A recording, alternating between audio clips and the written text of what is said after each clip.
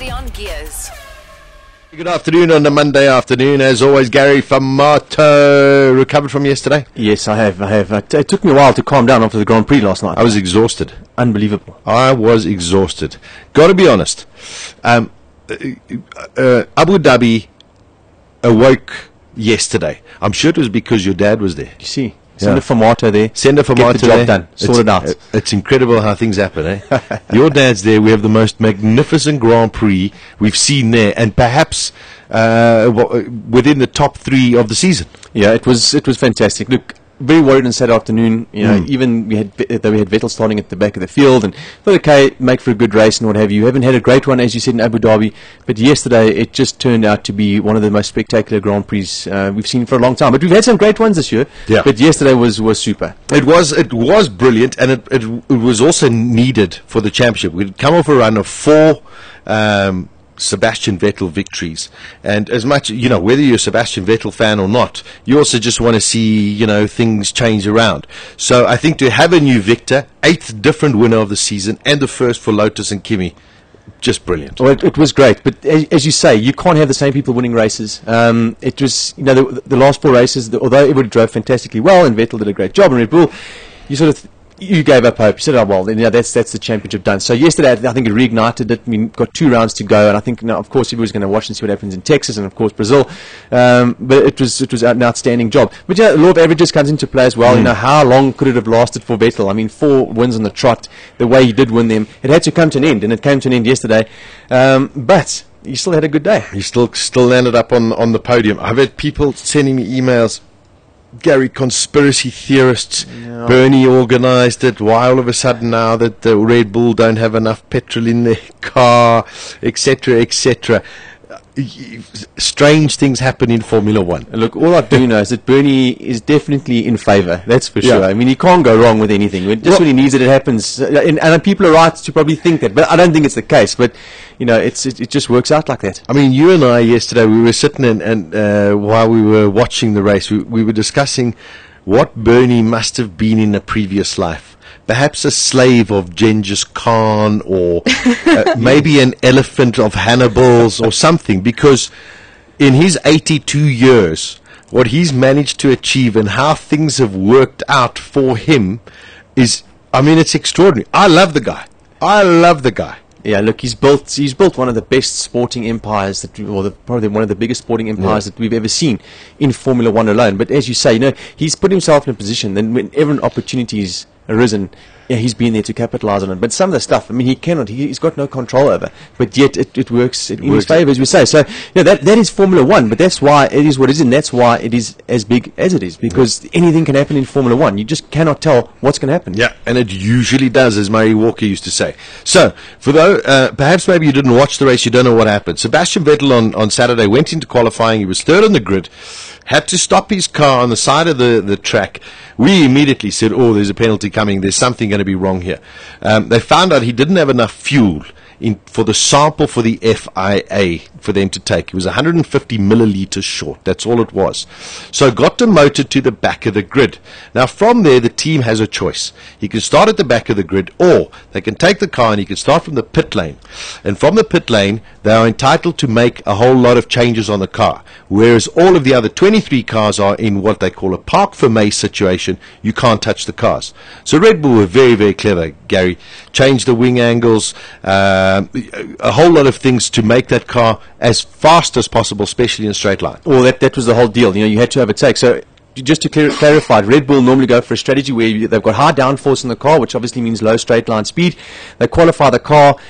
All things going well, you get into the first corner first, and you lead the race, you look after the tyres, everything works well. Obviously, you start removing downforce and making the car quick in a straight line, it's going to affect the handling, it's going to use more tyres. So that's a strategy that you only employ if you started from the back. But what it showed us yesterday, it doesn't matter which of the 2 that they choose, the car is quick, no matter what. Yeah, you just got to try and figure out how they're transferring the fuel to the front of the car for the ballast and then to the back. Yeah, look, there's a whole lot of things. They all have that. There was the fuel in the car. There's probably a pump or something that malfunctioned and was unable to bring the fuel to the right area of the pump to be pumped out to the FI. Who knows? But listen, I mean, it's just one of those things. That was an extraordinary drive, regardless. Anyway, so the race starts on Sunday afternoon. You've got Lewis Hamilton on pole position, Mark Webber next to him, Pastor Maldonado, then Kimi Raikkonen, Grosjean. No, Grosjean was further back, and then Alonso. The whole thing about it is Alonso now sitting in that position, Gary. He knows he needs to capitalise. He's got to score as many points as possible. Vettel's coming from the back. The start, Lewis was in a class of his own this whole weekend. We must say that. And desperately unlucky when his car actually failed. Oh, certainly so. I mean, 0.8 faster than his teammate. I mean, that's what you've always got to look at is your teammate, the guy in the same car as you. He's been outstanding. It almost seems like he's a little more relaxed with his career and just driving the way that we saw Lewis Hamilton drive, at the beginning of his career. Last year, you feel he was a little bit off at times, but really back on it. And this is why Mercedes-Benz are paying big money to have him in the team. You have to have a guy like that in your team. So I was very disappointed to see the car not finish the race for Lewis Hamilton yesterday. It would have been a fantastic win just to beat Red Bull, at this point in time with the Red Bull package. And you're doing a great job. But to qualify the way he did and pull away from everybody the way he did, it just shows you his class. Yeah, there was some very brave driving, especially at the start. Alonso's move on Mark Webber, Gary, got to be one of the passes of the season, and so critical at that time of the race. It was. And if you look back over Fernando's year, he hasn't had a good car. He hasn't qualified. I mean, fifth basically is where he qualifies, sixth or seventh, wherever. But he knows he doesn't fret about it. It's let's get on with the race. The lights go out. He's going to make up positions and get through, and that he does without having to crash into anybody. I mean, the pressure involved with that, is unreal, and yet he's able to live up to it all the time, race after race, can do the job. But what I also realized yesterday, if you looked at the race, that the front runners race in a different way to your mid-pack runners. They can race wheel to wheel without getting into each other. So you've got a Fernando Alonso, Mark Webber, Jenson Button, Lewis Hamilton. Those guys can race wheel to wheel. Yeah, well, we saw that definitely, and a very, very good point. The difference between the front guys and the rear guys or middle guys is problematic, got to be honest, and I think it's also a lot of it down to experience and lack of on-track testing, those kind of things. But I suppose eventually, you can test as much as you want, Gary. When you're on the racetrack, if it's in your blood, you might not grow up too quickly. Well, that's the thing, and you almost sense a desperation in the midfield runners, and they want to get that last couple of points that are up for grabs. It's very important to them and their teams, very important for their careers as well. But sometimes you've got to take a step back and just get to the end of the race in one piece to get the best result. So you don't want to be starting where Fernando Alonso does all the time. He's got to qualify high in the next two Grand Prix to give himself a shot, because you do get into that fracas in the mid-pack. Yeah, that's for sure. Loads of incidents yesterday. So one of the scariest accidents I've seen in a long, long time. And it is going to throw quite a lot of questions about future safety of Formula One cars. And that was Nico Rosberg flying up the back of the HRT of Narayan Karthikeyan. Subsequently, you've heard that Karthikeyan had a steering problem and backed off the accelerator. There's two things I want to ask you, Gary. In my opinion, I don't think Rosberg's reaction time was good enough. And number two, the severity of the accident, the closeness that Rosberg's car got to hitting Karthikeyan on the head is worrying. No, it certainly is. Look, the first one, as you said, afterwards we heard what really happened there. You flat out in a corner, you're balancing it all, and somebody slows down in the middle of it. It is you are probably going to hit them, and the speed differential is huge. Okay, fair. Although, like we said yesterday, perhaps, coming up to an HRT, you want to give yourself a little more room for error. The cars are slow in any event, even when they're not slowing down in the corners. But as you said, the car took off and flew right over Narayan Karthikeyan. I mean, literally nearly took his head off. It was a close accident. And the FIA have been doing tests on cockpit safety in Formula One now. If we look at the Spa incident as well with Fernando Alonso, Romain Grosjean, that was also a very, very close call. You kind of get the feeling now that we're sort of starting to get away with things and get very lucky. So I don't know what the FIA are going to do, but it is open cockpit single-seater racing. It's the nature of the game, but they've got to try and keep the cars on the ground. Yeah, very, very severe accident. Now, this brought out the first safety car. Now, we've already mentioned that Lewis Hamilton, unfortunately, he was leading the race and very comfortably leading the race until eventually his car stopped. Inherited the lead was Kimi Raikkonen. But up until this point, Sebastian Vettel had already had a coming together with one of the Williams, so had broken a bit of his front wing. Then he hit the cardboard, the left side of his front wing. Then he hit a polystyrene marker, and damaged the other side of his wing. Now, some people have said to me today, Vettel has been so lucky. Everything worked out for him in the right place. The 2 safety cars came out when he had the opportunity to change his strategy. Plus, a whole host of people crashed in front of him. Yes, but you still got to ride your luck. You've got to, and you've got to get to the end of the race. And he didn't get into any accidents. And yes, the safety car thing, that is just like the roll of the dice. It worked for him. What could he do? He put himself back onto the same cycle and had an extra set of softs to use throughout the day. So it worked. The incident with Ricciardo, I think, was a little bit stupid on his behalf. I mean, he could have given himself some more space. Ricciardo came out and said, well, he doesn't understand why Vettel is making a big scene out of it. He didn't slow down to the extent that everybody thinks that he did. So, Vettel, listen, on your day, you are going to get lucky. It's just how it is. That's motor racing. It's sport. It happens for you. But as I say, he got the car to the end of the Grand Prix and crossed the checkered flag, and that's rule number 1 in motor racing. Finish the race. Yeah, finish the race and then count the points afterwards. Other incidents that happened during yesterday's race as well. We saw some, as mentioned, we saw some great wheel-to-wheel action between some of the drivers, and then we saw some, unfortunately, great wheel to off the track to back on the track, hitting another driver kind of action as well. One of them, well, the main protagonist of a big incident that took Mark Webber out, took Romain Grosjean out, was Sergio Perez, and he seems to have lost the plot all of a sudden. Ever since he signed for McLaren, got the deal under control, he's scored no points at Sauber. It just hasn't worked out for him. He's been driving erratically. I mean, yesterday coming back onto the circuit the way he did, which caused that accident. I mean, it really is rookie stuff. It's really the stuff you see in GP2. Yeah, and exactly. And again, the same thing. GP2 guys are desperate to move on with their careers, get into Formula 1. But Perez has got a McLaren contract. Calm down. You're quick. The car's not bad. And he's just throwing it away. So if I was Martin Whitmarsh right now, I'd have my hands on my head saying, what have I done here? Is this the right guy to drive a McLaren next year? Yeah, it is a little bit problematic. There they took Massa out. It didn't take Massa out, but Massa and Webber had a little bit of a coming together. Massa's still furious about it, but but it was wheel to wheel, and got to be honest, Massa spun the car on his own. He did. Look, at the end of that, I think Mark Webber. Listen, Webber was pushed off at the first part of that corner by Massa. Massa was on the inside there and basically drove Webber right to the outside. He was off the road and, did the same thing to Massa, if you like, coming out. And it was only that he drove over that curb that caused him to drop the car and create the wheel spin into oversteer and spin the car. But so I don't think Massa, it's a racing incident, and I think they raced decent enough. It was as hard as you're going to get it without really crashing, somebody off. Yeah, there was a guy yesterday, Gary, that I thought was going to have a really, really good race, and that was the Williams of Pastor Maldonado. Yeah. And he looked pretty comfortable. Alonso did a great move to get past him, but only subsequently we heard that he had a GEARZ issue with his car, which is very unfortunate because that Williams was very, very quick. Well, I must say, I tipped him even for a win before the race. I thought, well, if something happens to Hamilton, Maldonado will be right there. He won the race in Barcelona in fine style, and another disappointing day for Williams. You just feel for the team because they've made such great strides in the last year, getting that car up there. They've got pace now in that car, sort of getting Maldonado to qualify properly,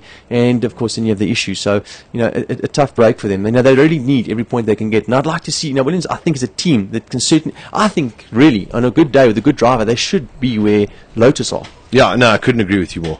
And then, of course, final pit stops, everyone goes in. Vettel at one stage, we thought maybe could he go the whole race on the one set of tyres, but they made the right call, called him in. Eventually, in the last stint, he was on the fresher rubber, had newer tyres and the faster kind of tyres. Got to be honest, got past Button relatively easy into third. Well, yeah, I think he caught Button sleeping, dived down the inside. Button was defending, didn't expect him to come from so far back, but that's the mark of a great driver and a champion. Get it in there and dummy the guy into taking the position. So, but again, a great race, and Jenson Button conceded the position pretty well. Nobody touched, and they all got on with their job. But that was the one. That was the good thing about Vettel yesterday. He did overtake. A lot of people have said, well, Vettel can always win from the front of the field and drive away. Can he overtake? And yes, I mean we've seen it a number of times. On yesterday in particular, he can certainly do the job when it's required. Yeah, and the one thing about it is he knew that getting that third place just meant less of points that he's going to lose to Fernando Alonso. He was desperate for that third and pushed for it really, really hard. Each one of those points is going to count at the end of the year. You just don't know, as we saw yesterday, what's going to happen, and you've got to take every single point, and that's why you got to. It's called we're fighting for the championship, and Fernando Alonso as well. That's his drive yesterday I thought was great, but a lot of talk on Vettel. I think Fernando would be a bit disappointed with the result actually yesterday. big opportunity, didn't really capitalise on the way he would have liked. Yeah, I think Fernando would be happy that he got second, but he'd be just miserable because Vettel got third. You know, had Vettel finished fifth or sixth or seventh, you know, then the points would have made a difference. 10 points, 50 points on offer. Still to play for. Absolutely, it's all to play for. I mean, anything can happen. You can get a puncture, you know, you can drive into one of the back markers, as you saw yesterday. There's just so many things that can actually go wrong. Mechanical failures in the car.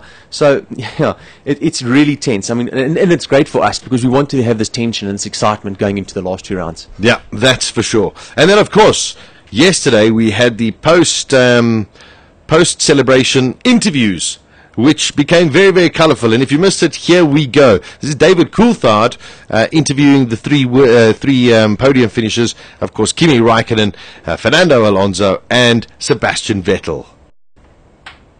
Your first victory since the 2009 Belgian Grand Prix. Tell us about your emotions at this time. Not much, really. The people want to know how amazing it is to win a Grand Prix. Delve deep, tell us. Because last time you guys was giving me shit because I didn't really smile enough, so maybe this time again, but I mean, I'm very happy for the team and for myself, but mainly for the team. It's been a hard season for the team and not the easy times lately. Hopefully this gives a bit more belief, not just for the guys making all the work, but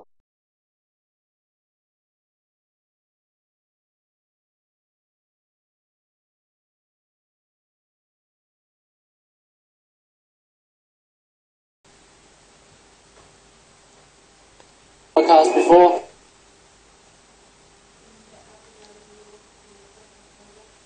Seems to be Up going. there as a double world champion, do you now feel that you've got your hand on one side of the cup for a third world title? I think there's still 2 races to go, so obviously we see how quickly things can change. Yesterday was a surprise for us. I think would we have started from third, it would have been a different race, but yeah, it was obviously a chance to fuck it up, and we didn't do that. So I think we can be very proud today. We got the maximum. We lost only a lap, very, very little bit. I think we have the momentum still. The car is bloody quick, so looking forward to the next 2 races. So yeah, I think we are definitely believing in it, and that's the target. Okay, well, Sebastian, thank you for those words, and we should just remind our audience that he is speaking in his second language. We apologise for the choice of words. That you got to take your hat off to David Coulthard for trying to diffuse that as best as possible. A lot of people, you know, a lot of people I've spoken to over the last 12 hours, Gary, all sit and say, "Oh, it's great to see that they're human," but you know, for somebody to speak with that kind of language in front of 400 odd million people and a lot of very aspiring young kids who look up to these guys as heroes, I'm sure they're going to be in a bit of trouble. Well, you know what? I thought I didn't agree with it. I have to say it wasn't. You know, Kimi kind of got away with it. Yeah. You know, and you know, you'd expect that kind of thing from Kimi. That's his character. But Vettel, you know, 2-time world champion, pushing for a third, doing what he's doing. I don't know. It was a little bit too much, but disappointing for me. I think Coulthard, as you said, was absolutely fantastic in the way he handled the situation. Yeah. But listen, that is Formula One, and when we look at the sport, it's perfect. You know, Bernie puts on a perfect show, and you've got somebody who goes up there at the end of the Grand Prix and lets it all out. You know, a brilliant spectacle of racing yesterday, Gary. The championship, of course, this is what it's all about now. As I say, 50 points.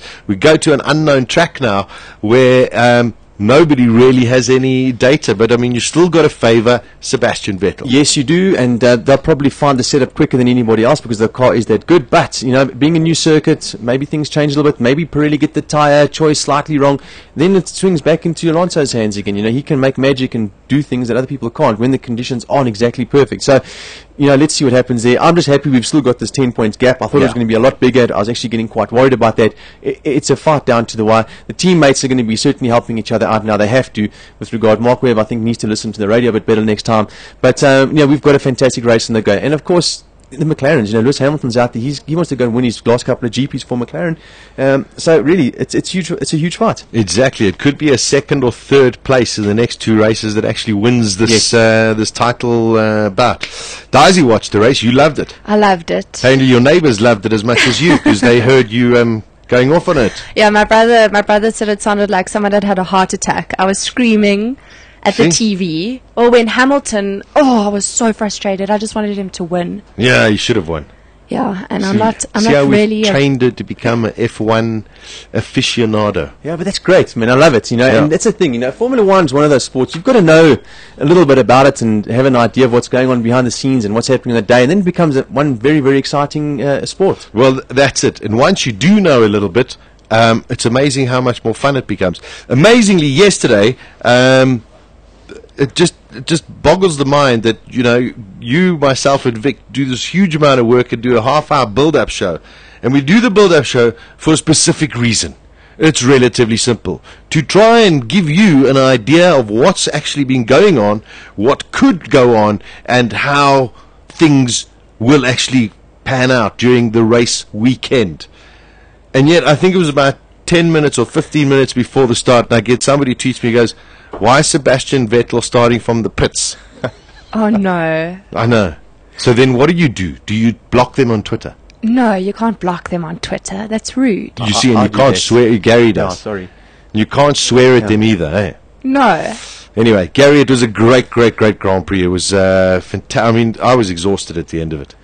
I must tell you. So was I. I mean, and the thing with Raikkonen as well, he basically went in, under the radar into this Grand Prix. We're talking about Maldonado. The boy just put it out there and won this race. Fantastic win. Yeah, brilliant victory for Lotus. Also, first time since 1987 that Lotus, even though we don't know if it's a Lotus or a Lotus Renault or Renault Lotus, whatever, the Lotus name, and the last time was with Ayrton Senna. It certainly was, and it was also a bit of an emotional win for them, but important for the team. I think the team. It's private funding at the end of the day. Sure. Right now, their team, they need every bit of help they can get, and I think a win is fantastic. Success breeds success. The whole team will be motivated, and I'm sure that car's going to go even quicker. Yeah, and listen, the last two Grand Prix, at least they're going to be mid-afternoon, evening kind of races. So at least we don't have to wake up at 2 o'clock in the morning to enjoy them. I just want to say something. Didn't you also find it funny, Raikkonen's conversation on the team radio? Oh, is it brilliant? Telling, "I've got this under control, leave me alone." Yes, leave me alone, I know what I'm doing. But that's so typical of Raikkonen. I mean, it's just amazing. A brilliant victory for Lotus, brilliant victory for Kimi Raikkonen. Great, great Grand Prix yesterday. I'm sure there are going to be a couple of reruns. Do yourself a favor. If you haven't seen it, watch it. It is really, really worth it. Intersection, turn on GEARZ with Sasha Martinengo. Weekdays from 12 to 2 p.m. Central African Time.